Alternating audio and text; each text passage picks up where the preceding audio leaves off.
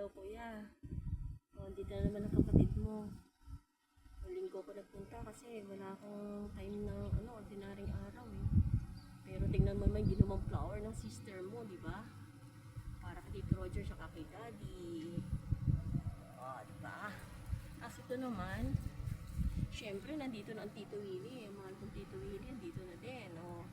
Di ba? Para kay Tito Willie. Flower, wow. Di ba?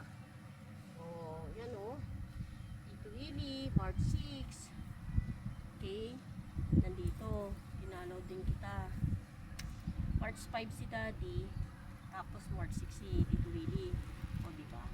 Halos magkadikit lang talaga yung buwan ng kanilang kamatayan.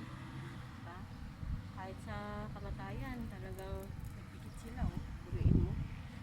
Siguro ni Tito Willie, didikit ako kay Resty para dumating si Osang. Si Os. Ayan.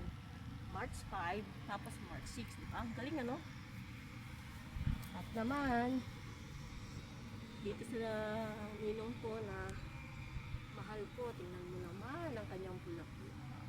Diba? Ayan. Ay, naku. Love na love ni Osang yan. Lahat ng pangaral mo sa akin, nakatatak sa utak at isip ko. Love na love kita hanggang sa uli. Diba? Manamahal ka ng inaanak mo. Love you, Nino. Diba? Ito naman, sa akin mahal kong lola. Sa pinakamamahal kong lola, syempre meron siyang rose. Ayan. Sa lolo. Diba? Diba? Ayan. Nakakatuwa din naman kuya kasi nandito na sila lahat. Kahit ang Tito Roger nasa Amerika, pero yung puso't isip natin, alam natin nandito, kasama natin siya dito. Sa tuwing dadalawin natin siya, tuwing dadalawin natin ang isa sa kanila dito, sama-sama sila kasi si Lolo. Kaya alam ko, naririnig nila ako. Ito lang masasabi ko sa kanila, mahal na mahal natin sila. Thank you kay Lola. Naisipan niya dito siya magpalipin sa Pilipinas.